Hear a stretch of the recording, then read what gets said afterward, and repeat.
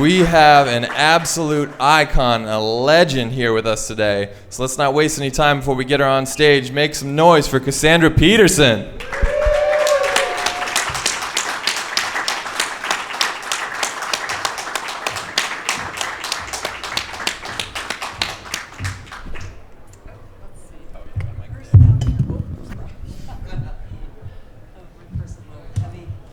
Awesome. Thank you. Hi, guys. Thank you so much for taking the time. Sure. I'll start off with a couple questions, and as soon as I see hands going up out there, I'll start calling them out. Kind of start at the beginning, if we could. Before you were the Mistress of the Dark and the Queen of the Screen, I understand a certain king helped put you on the path to Elviradom. So what can you tell us about that and about getting started? Well, okay, I don't know if Elvis really had much to do with me being Elvira, although our names do have a striking similarity, right? Well, It's kind of bizarre. It didn't really have anything to do with Elvis, the fact that my name was Elvira, but when you think about it, it's kind of bizarre. Anyway, and I noticed years later, I ran into his manager, his road manager, Joe Esposito, and he said, do you realize that when you sign your name Elvira, it looks just like how Elvis signed his name? Wow. And I had not realized that. I guess I channeled him or something. But I met him when I was 17 in Las Vegas, and we spent an evening and a night and a day. It sounds weird, spent the night together. In Vegas, I got off of work at 4 in the morning, so went over to a party that he was having, ended up talking with him all night, and some other things. But remember, I was underage, so not a lot happened. There were people around Elvis at all times making sure it didn't. So anyway, we did spend maybe 5-6 hours together, and in that time, he convinced me to stop smoking marijuana, which I didn't do, and to get out of Vegas, because he said it was no place for a young girl like me, and I think he was right. I had a great time there. I was a showgirl, the youngest showgirl in Las Vegas history. And if it hadn't been for Elvis, I would now be the oldest showgirl in Las Vegas history. And I'm not kidding, I probably would. But he convinced me to get out of there and go do other things and pursue other career moves. He and I sang together at the piano while he played. And he said, you have a nice voice. You should take voice lessons and maybe think about, getting into that field, getting into singing.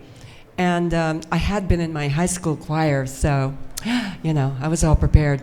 But I did get a job singing later in Vegas in my show, Viva La Girls. I sang A Good Man Is Hard to Find.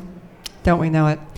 And later on left Vegas when my contract expired, and long story, but ended up in Italy singing in a band.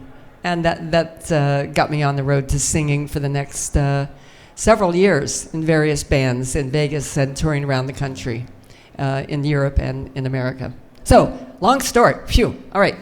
Very cool. So, not long after that, you started working with the Groundlings, the legendary Groundlings. How crucial was that to helping the next steps of your career?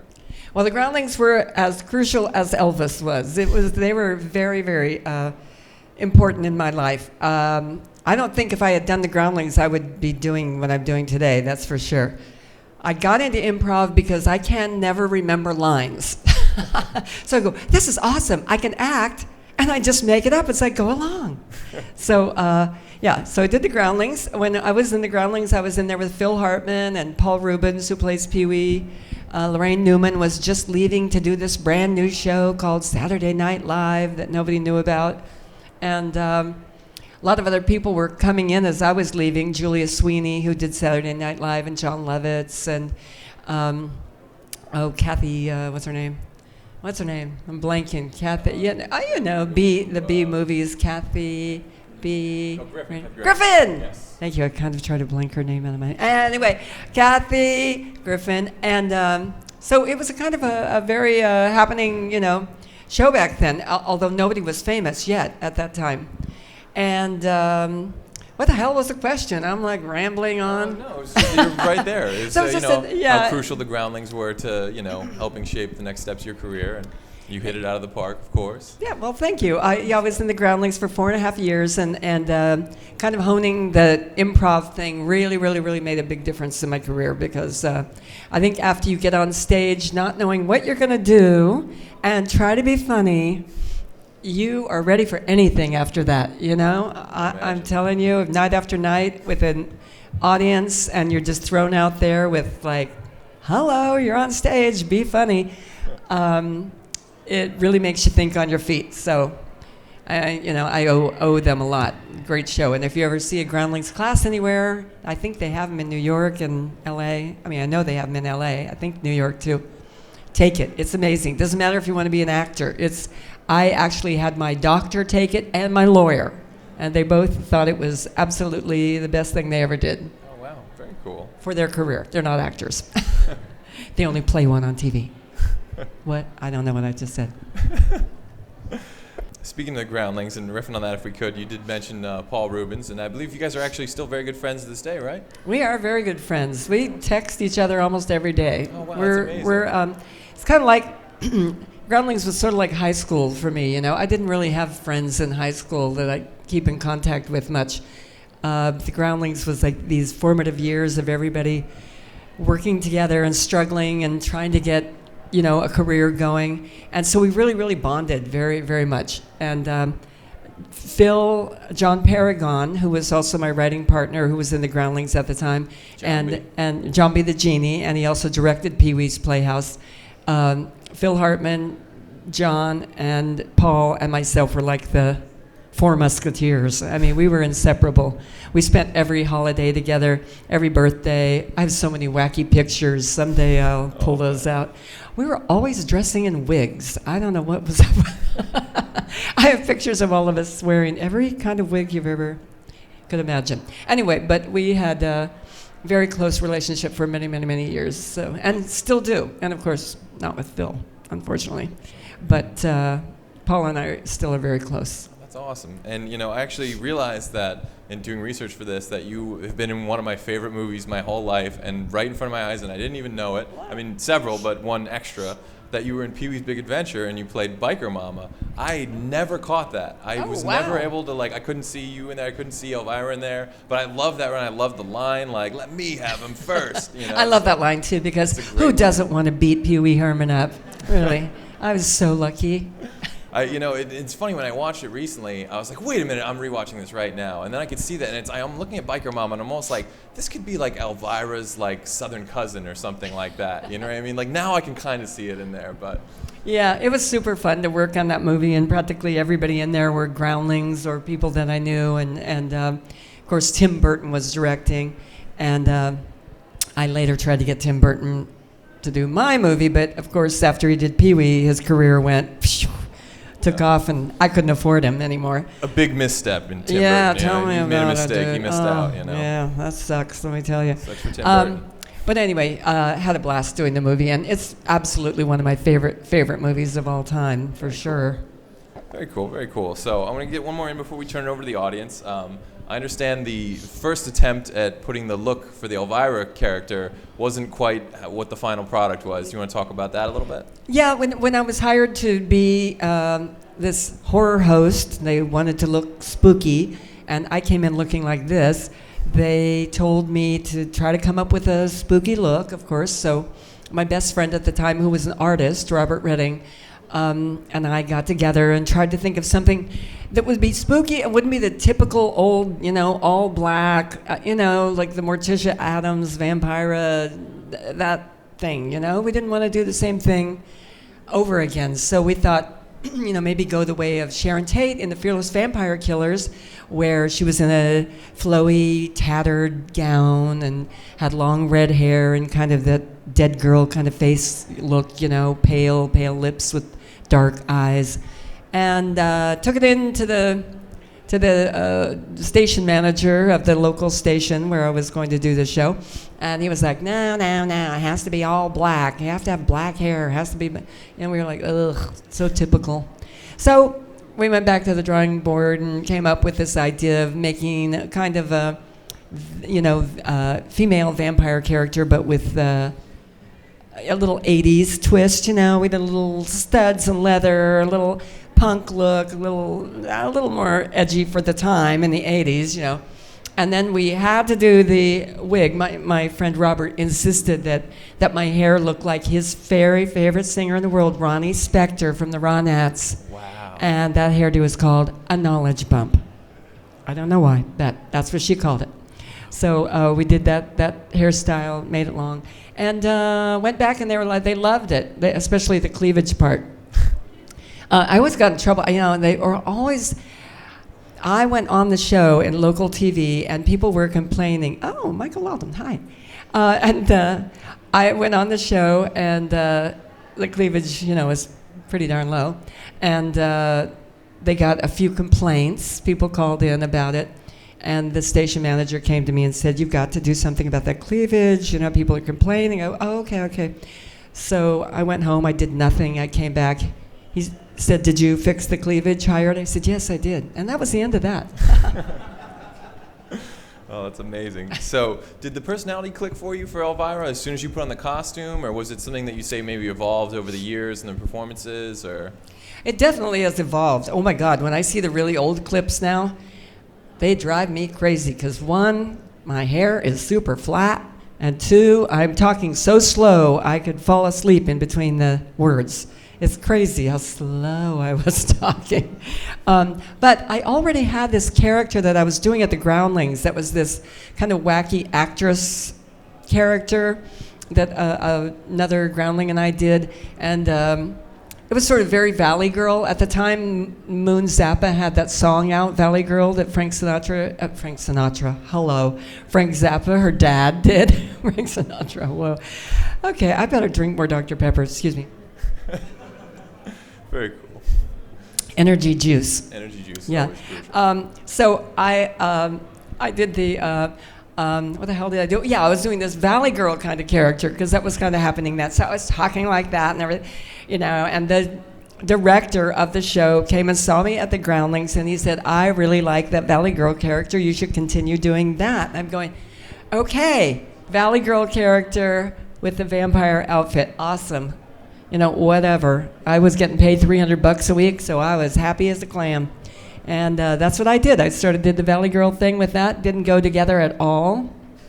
But what happened is it formed a unique character. You know, I think I would have otherwise been doing the, you know, "Come in, darling, drink a glass of blood," or whatever, you know.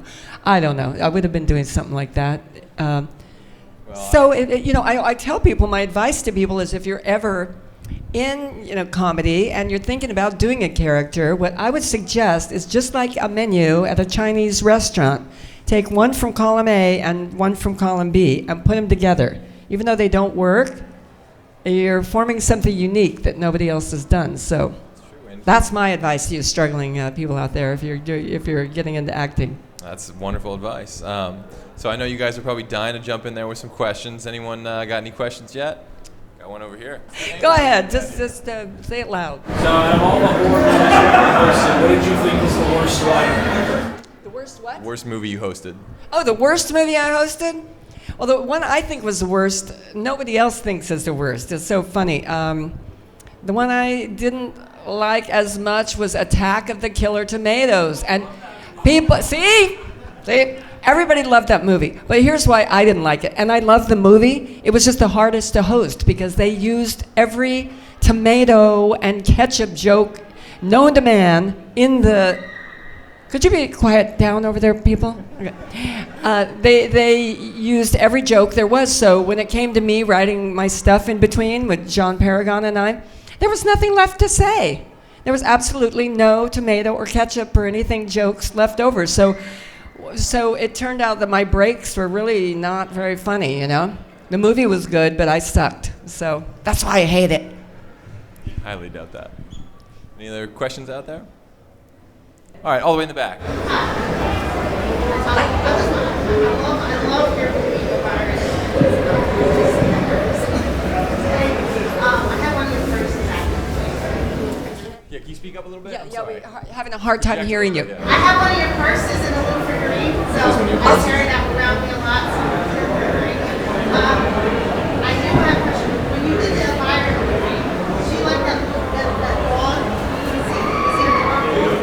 like the dog when you did Mistress of the Dark? Well, I love dogs. And I actually, at that time, had Rottweilers, and that was the reason I kind of wrote Rottweiler into the movie. But the dogs were all trained by professional, trainers for who did movies. And that little poodle, his name was Benny. And he was the meanest little bastard that ever lived. And I mean, I love dogs, and I get along with dogs like you wouldn't believe. Every time you'll see me in a publicity picture with him, you might notice my head is really far away from him, and I'm like smiling like that because I'm waiting for him to bite me in the face. Benny only loved one person, and that was his mom and his trainer, and he looked at her all day like this. He would not take his eyes off, and if you tried to reach over and touch him, he would snarl or snap at you. He bit 2 of the actors on the set, and one pretty badly. Kurt Fuller, the guy that played the real estate salesman, bit him on the ankle. I had to get stitches.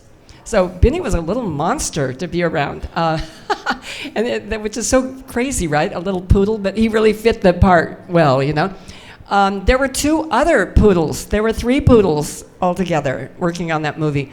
The one super trained, Benny, and then one that was blind that we had to use to drop in the trash dumpster. But believe me, there was a person in there catching him, so don't worry. I am a nut about animal rights and about taking care of animals, so I didn't even initially want to use animals in the film, but there were just too many things that we wanted to do. So I was a stickler about how they were taken care of. And that dye that we did for Benny, I wouldn't allow permanent dye or semi-permanent dye. I would only allow vegetable dye, food coloring. So Benny had to be dyed every morning all over again. And let me tell you, they hated my guts there because it was such a tremendous amount of work to every single morning at 5 a.m. to dye the dog again, all those colors. Anyway, Benny was treated like a queen. I mean, Benny had his own chair, and he got food, and he got breaks. Unlike me, who I worked like a dog. Not Benny the dog, but another dog. So anyway, it was quite an experience working with him. If I could actually riff on that real quick, what was the process like of getting Mistress of the Dark from the script to the screen, and how long did that take you? Oh yeah, getting Elvira, Mistress of the Dark, which by the way, this year is the 30th anniversary of that film coming out. Yesterday was the night it opened, last night. Wow. Yeah, and I know that because one of the actors, Ira Hayden, who played one of the teenagers, he played the geeky little teenager with the glasses. He still looks that way, too. He looks exactly the same. It's weird. Really? He wrote to me last night, texted me, and said, tonight is the night that we had the premiere of Mistress of the Dark. And he said, why I know that is it was also my 22nd birthday. And I said, oh, my God, fantastic. Happy birthday. How old are you today? 55. Ah! Wow. What a bummer, man. The teenagers are 55. Oh. Okay. Anyway. You have the new Blu-ray. I do. I have the new Blu-ray, which, I'm not pushing this Blu-ray because I had nothing to do with this Blu-ray. I was in the documentary, unfortunately, before I realized. Anyway, long story. Anyway, but I had nothing to do with the Blu-ray, but I gotta say, it came out pretty well. It's in German, but there are instructions how you can make it play in English. And it has quite a bit of background information on it, a lot of interviews with the actors and with the director and a lot of people. So it's pretty darn interesting, I have to say. Wow. Even though I don't make a penny on it, just in case you want to know. Only the ones I'm selling. It's a long story. I don't own the rights to Mistress of the Dark or have anything to do with it or get paid for it. I was paid when I did the movie, and that was the end of that. But you are one of the few people who created and owns your character. You do. I do. The character I own 100%, just not the film. Yeah. It's a very exclusive club. I think it's only you and one other person, right? What the club of creating and owning your own character? Yes. I always say that Pee Wee and I are members of a very exclusive club. Yeah, characters that are owned by the person. Maybe we'll let in Alice Cooper and maybe Gene Simmons. I don't know. Yeah, maybe. I don't know about Gene Simmons, but. Very cool. I'm sure we had some more hands up out there, guys. Questions? Have you watched any or been inspired by any other horror hosts like Zachary or anybody like that? Oh, yes. I didn't watch them before I was Elvira, but since, of course, I've met them all, know them all, and have watched them all. I'm really enjoying Sven Guli's new show on MeTV. If you guys haven't seen that, check it out.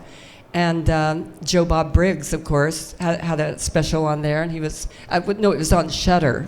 If you have it, that's a new cable network, fairly new.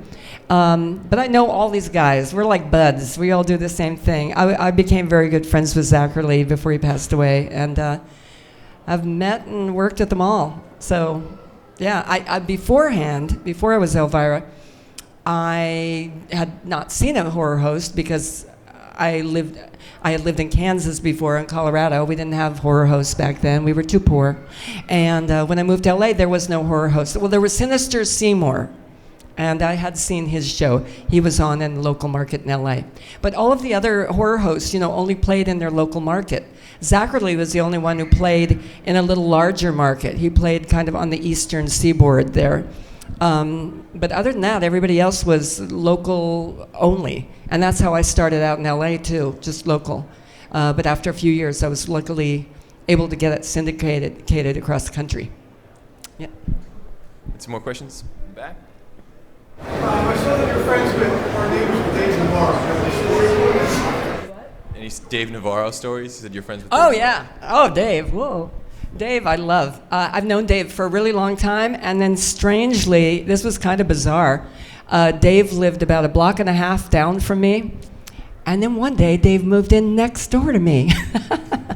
And I went with him and held his hand while he got Elvira tattooed in the very last spot of skin he had left on his body. So it's nice to have a neighbor that has you tattooed on their body. Do you have one? If you do, move. No, I love Dave. We get along great. I text him all the time. It's like, Dave, somebody's over at your house. Do you know he's there? And he texts me when I'm gone out of town and lets me know if anything funny's going on around my place. But it's funny, Dave has a thing every Sunday. It's called Suspension Sunday, which when I'm in town, I always go to it, where Dave has a big giant tripod set up over his swimming pool, and he is hung from hooks through his skin, and just hangs there while we all kind of stand around drinking beers, and blood drips into the pool, and that's why I don't want to go swimming there. Anyway, yeah, that's Dave. That's just what he does for fun. Very cool. He's an awesome guy. I love him. If I could actually riff on that for a second with Dave Navarro being such a rocker, I was always curious, how did the MTV Halloween special come about? Oh, the MTV Halloween special. Well, back in the day when MTV was really, kind of happening and doing all that, playing on music videos, and they were new and all that, they basically called me up and asked me to host a show, and I did another one again a few years later. And just host the top 10 music videos that were out in those days, and then do little interstitial bits in between the commercials. And it was a really, really fun gig. We had a blast doing it, and I'm, letting little clips of that out on the internet on my website every once in a while. Elvira.com, by the way, in case you guys don't know. And if you want to connect with me on social media, it's at The Real Elvira. For Instagram, Facebook, and Twitter. So anyway, little commercial for myself. Right. Absolutely. Do you have any other questions?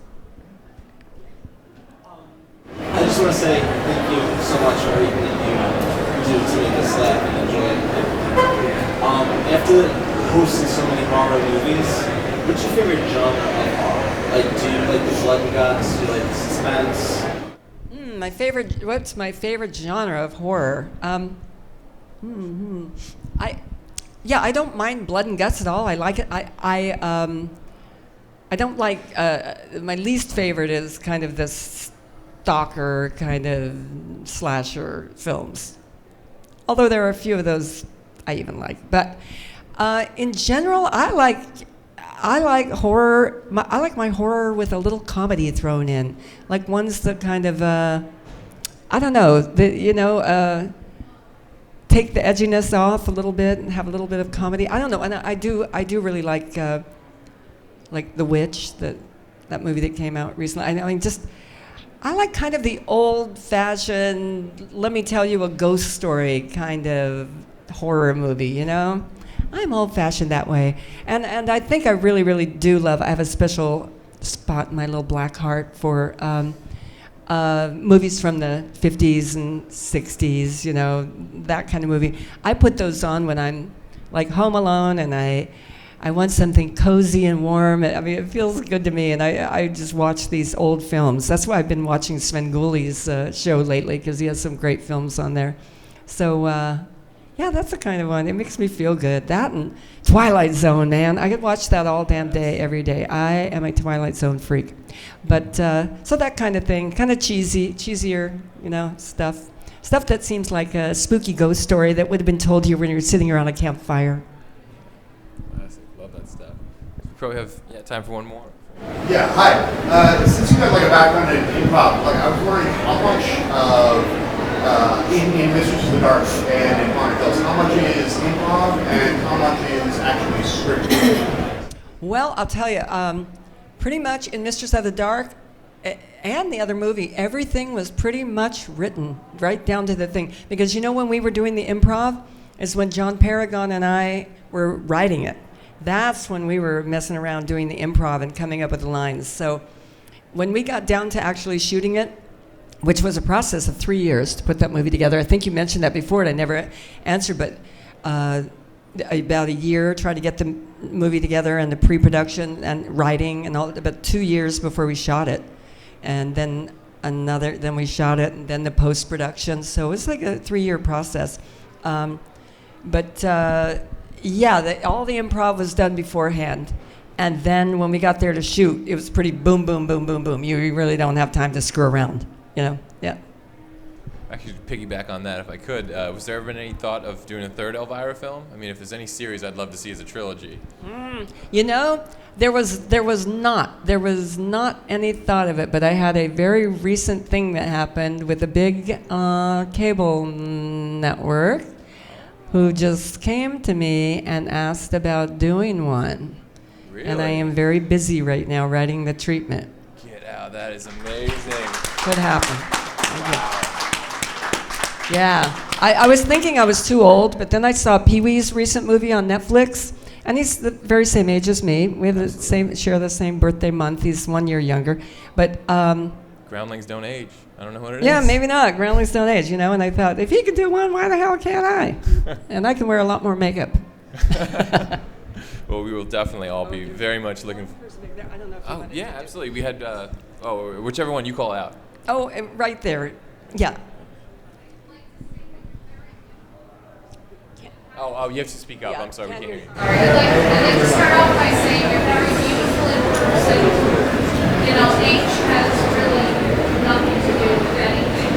But I was just wondering, is there a reason why you don't wear the costume in Roman and dress up as Elvira, you know, in events such as these? Oh yeah, there's a lot of reasons why I don't dress up as Elvira.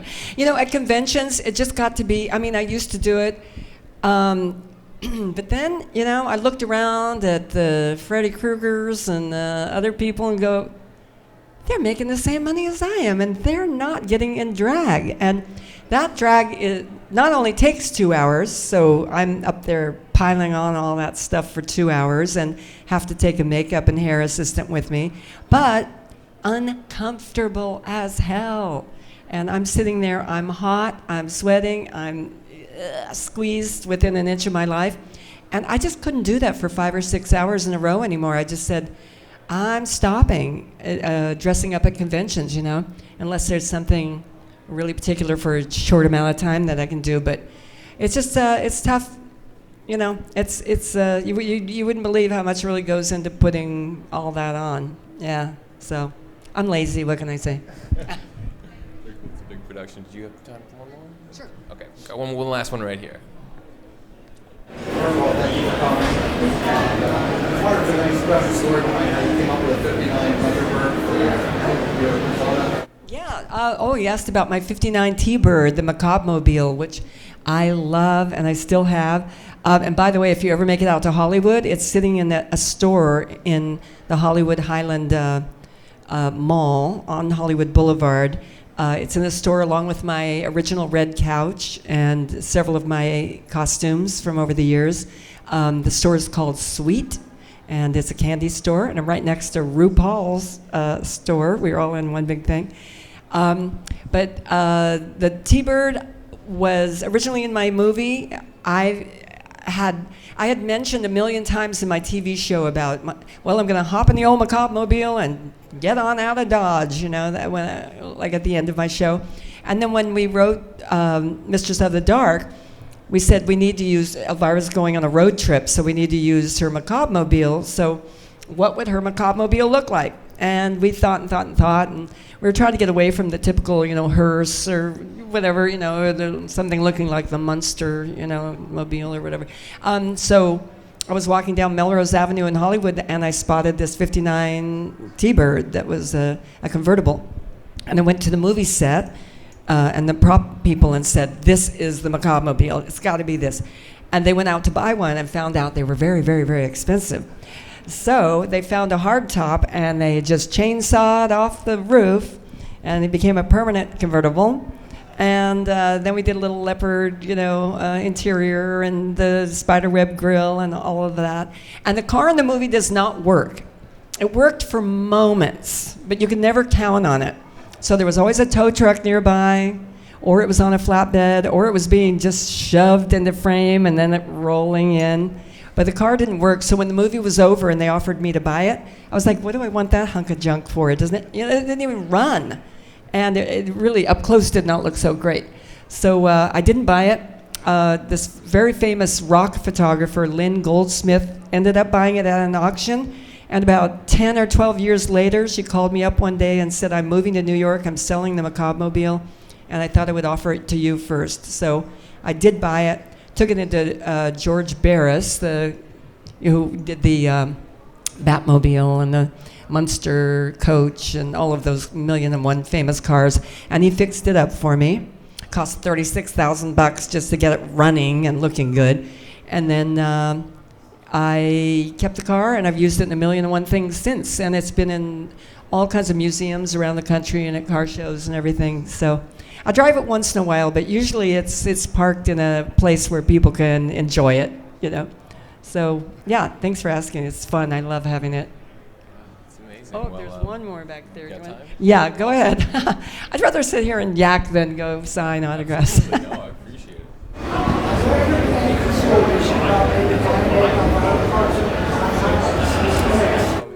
He asked, he heard about development of an animated Elvira cartoon. Yeah, I have worked for a year with two partners on coming up with an animated television series for Elvira.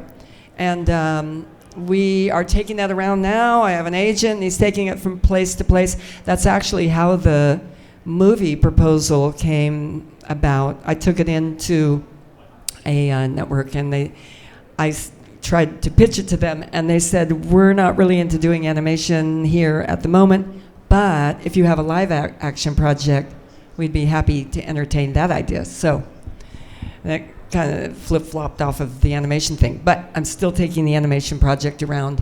As you know, animation is very, very costly, and it takes so much time to get something animated. I mean, if you saw an episode of The Simpsons right now, they would have started working on it 3 to 5 years before. So it's a tough sell, but hopefully that'll come out too eventually. Very cool. Well, before we wrap it up, I want to give you a chance again. You mentioned where fans can follow you online. Do you have any upcoming appearances other than the projects that you mentioned? Any conventions, anything where fans can catch you next? Yeah, I have. I'm doing a lot of conventions. I finished my gig with Knott's Scary Farm out in LA last year, which I love doing, but man, that's a hard show. 2 shows a night, for a month, almost 2 months, and I just, I'd kind of had it with that. So I'm just touring around to a bunch of haunted venues and horror conventions, and I'll be next weekend in Hunt Valley, Maryland, which is right outside of Baltimore, I guess. And then I'll be coming up, just for you back there that asked, I'll be in Elvira Drag in Orlando, Florida, the weekend before Halloween. at, well, I can never remember all the names. You have to look on my website, elvira.com, and look under events. That'll tell you everywhere I'm going. But I'm going to be taking photos with people the weekend before Halloween, and then I'm going to be going to Rhode Island the weekend after Halloween, because Halloween this year falls on a Wednesday, so you get 2 weekends of Halloween. Yes. Very cool. Well, make some noise, guys. Thank you guys so for much. coming. Thanks so Absolutely. much.